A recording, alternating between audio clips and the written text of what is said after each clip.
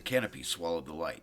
Bertie pushed through the thick green breath of the Amazon, her clothes damp with sweat, her heart pounding with something more than exertion.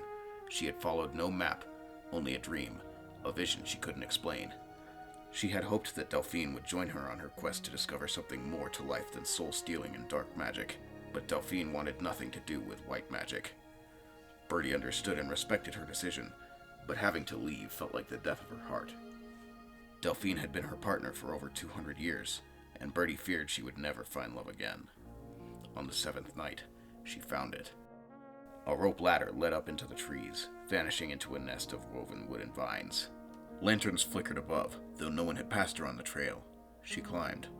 At the top, resting on a bed of leaves and feathers, lay a woman who looked older than the jungle itself. Her skin was paper-thin and painted with ceremonial markings. Her eyes, though clouded, found her instantly. She smiled.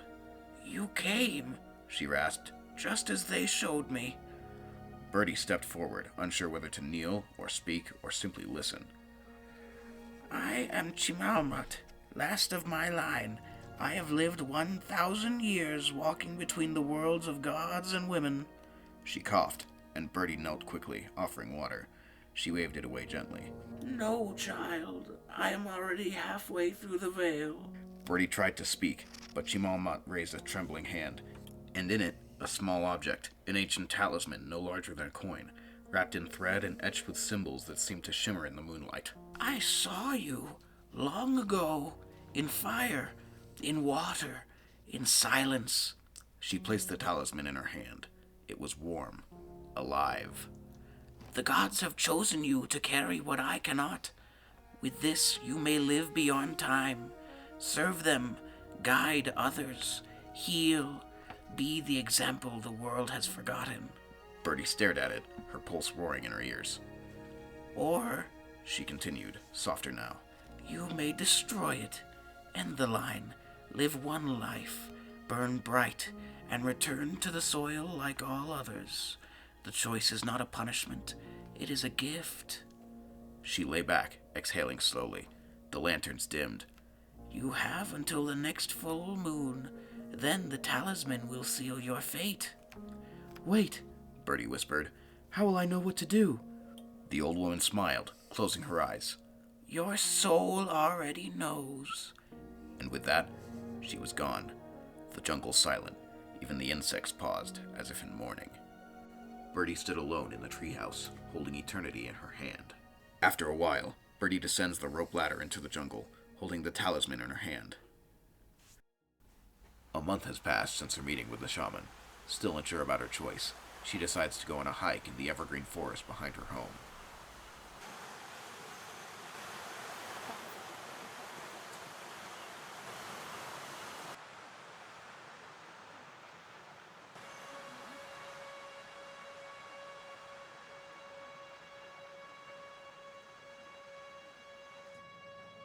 Take a seat.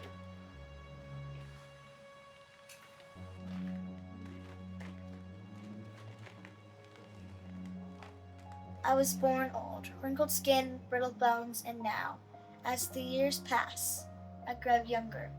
People think it's a blessing, a trick of time. But time is not a trick, it's a teacher. And what did it teach you? That endings are doorways, and beginnings brutal.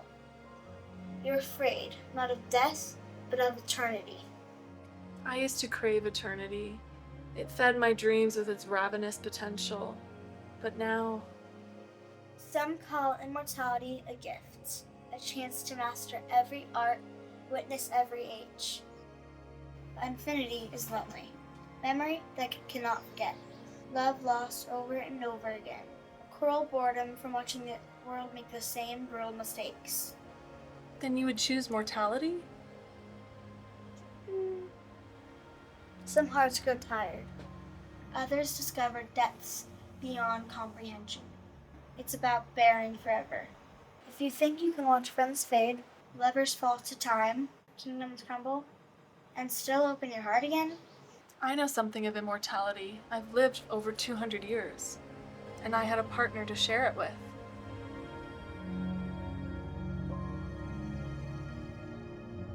or with a constant swing of death around the corner, To live a mortal life well is the greatest triumph. To know your time is brief and still love, still create, still hope, that is the strength even the gods envy. The immortality you've known, an illusion. What do you think I should choose? I know that either path will break your heart, eventually. The question is, what kind of heartbreak do you want to live with? Heartbreak. That's a new one for me. But the things I've done, the people I've hurt, no, I don't have a heart. Everyone has a heart, Bertie. Some are just colder than others, waiting to be warmed up by the fires of love and struggle. And gods don't struggle. Bertie emerges from the stone hovel and continues her hike, determined to find answers, whether within herself or from others. You came right on time. What are you doing here? Who are you? I'm Bao. Been waiting for you. Sort of. Have a seat. You join me for tea.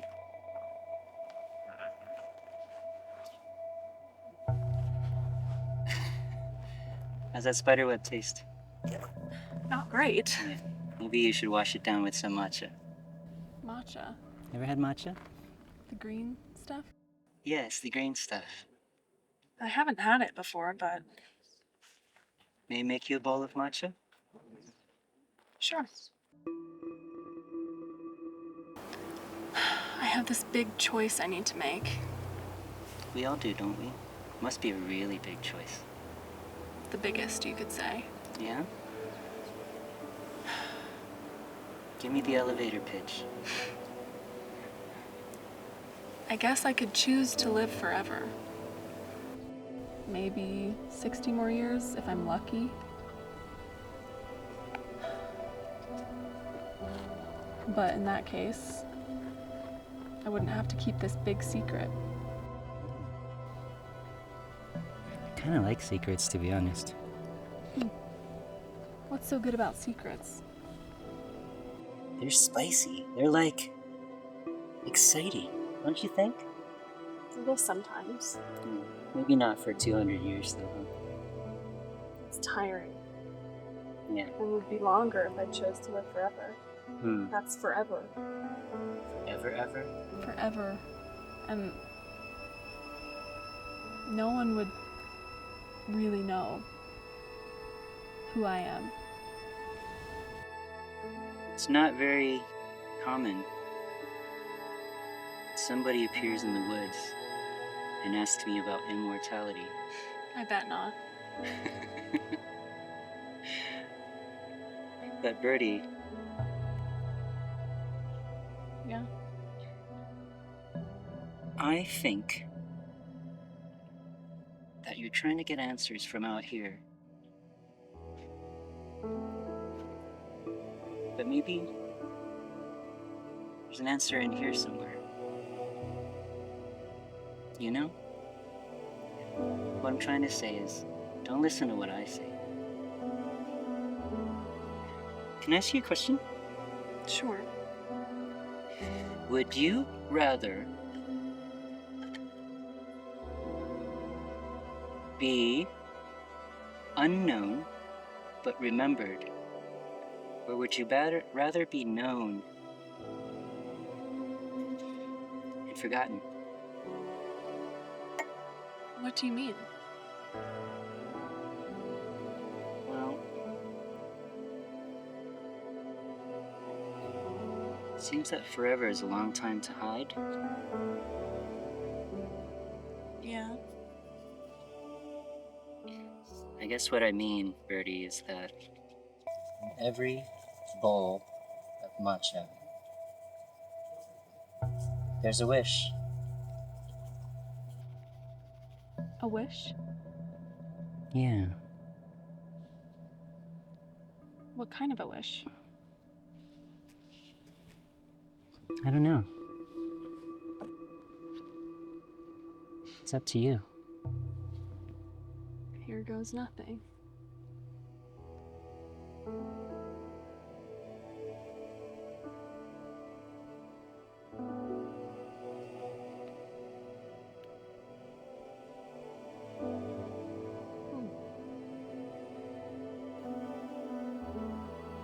be known and forgotten. To be unknown and remembered.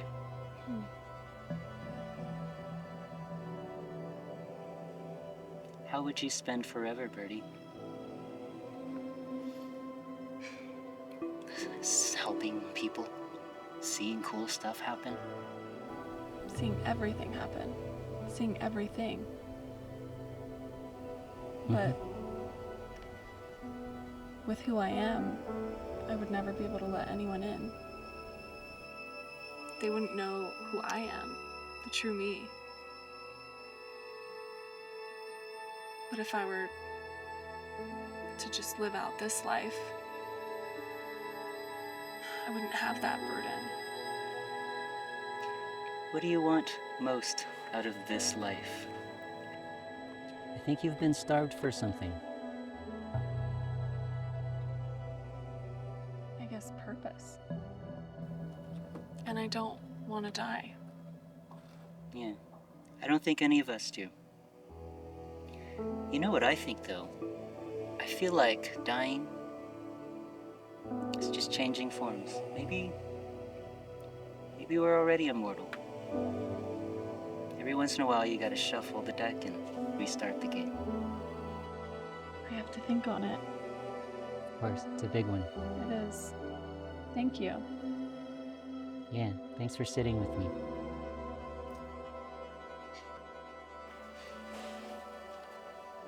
See you in a couple 100 years.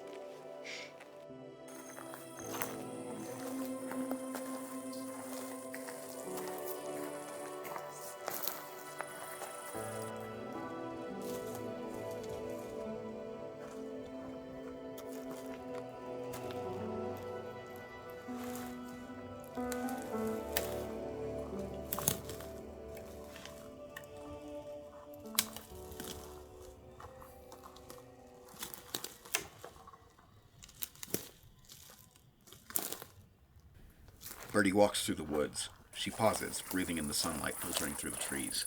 She walks onwards. Birds chirp. Bright sunlight covers the ground. Litror, a quiet, bearded druid with kind, weathered eyes, looks up as Bertie Come. approaches. Have a seat. I am old, but I will listen. I was chosen by a shaman to wear this talisman of immortality, to be a light in this dark world.